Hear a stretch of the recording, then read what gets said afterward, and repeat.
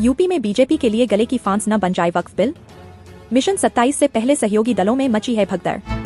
संसद से वक्फ संशोधन विधेयक पास हो चुका है, लेकिन पिछले 3 दिनों में घटे घटनाक्रम के बीच नई सुगबुगाहट की चर्चा भी शुरू हो चुकी है। चर्चा चल रही है कि केंद्र की नरेंद्र मोदी सरकार अब देश में धर्मांतरण विरोधी कानून ला सकती है। 2 दिन के भीतर देर रात तक लगातार 12 से 12 घंटे से ज्यादा की चर्चा करके संसद के दोनों सदनों से वक्फ संशोधन बिल पास हो चुका है। हालांकि अब इसे रोकने की कोशिशें शुरू हो सकती हैं। तमाम मुस्लिम संगठनों समेत विपक्ष इसका लगातार विरोध कर रहे हैं। भारतीय जनता पार्टी हर साल अपना स्थापना दिवस 6 अप्रैल को मनाती है। भाजपा साल 1980 में स्थापित हुई थी। भारतीय जनता पार्टी साल 2014 के बाद से ये दुनिया की सबसे बड़ी राजनीतिक पार्टी बन गई।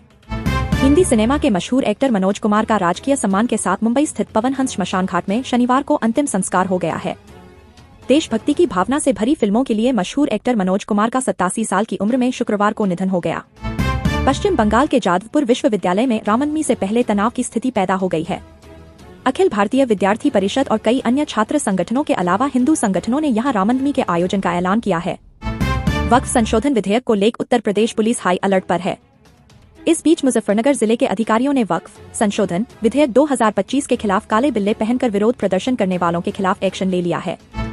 सांसद के हालिया बजट सत्र ने बीजेपी की राजनीतिक ताकत को मजबूत किया है। वक्फ संशोधन विधेयक 2024 के पारित होने के साथ ही यह स्पष्ट हो गया है कि राष्ट्रीय जनतांत्रिक गठबंधन (एनडीए) के सहयोगी दल बीजेपी के नेतृत्व में पूरी तरह से एकजुट हो गए हैं।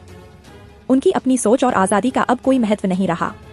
इस विधेयक को लोकसभा में 288 सांसदों के समर्थन और 232 के विरोध में पारित किया गया, जबकि राज्यसभा में इसे 128 मतों के पक्ष और 95 मतों के विरोध में मंजूरी मिली। राजस्थान के टोंक जिले से वक्फ संशोधन बिल वेक्फ अमेंडमेंट बिल 2025 के खिलाफ विरोध की चिंगारी भड़क उठी है।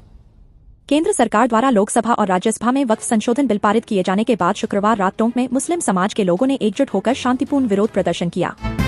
गुपचुप तरीके से जोड़ा गया नया, हार मानने के तैयार नहीं ओवैसी, बताया कानून बनते ही कौन सी संपत्तियों को टेकओवर करेगी सरकार। ओवैसी ने आरोप लगाया कि यह प्रावधान मुस्लिम धार्मिक स्थलों, मस्जिद, इमामबाड़े, दरगाह को वक्फ बोर्ड से छीनने की साजिश है। उन्होंने कहा कि यह धारा मूल बिल में नहीं थी, बल्कि बहस के दिन गुपचुप तरीके से जोड़ दी गई।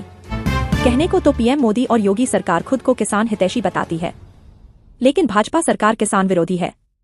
ये कहना इसलिए भी गलत नहीं है क्योंकि योगी सरकार ने पीएम मोदी की रैली के लिए एक किसान की खड़ी फसल पर जेसीबी चलवाकर बर्बाद कर दिया।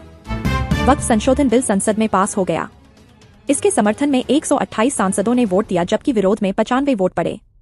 इसे लेकर पूरे देश में घमासान मचा हुआ है। मुस्लिम समाज का एक बड़ा तबका बिल के विरोध में है। इस बीच एमईएम चीफ ओवैसी ने वक्फ बिल पर अपना पक्ष रखा। साथ ही उन्होंने कई अहम सवालों के जवाब दिए।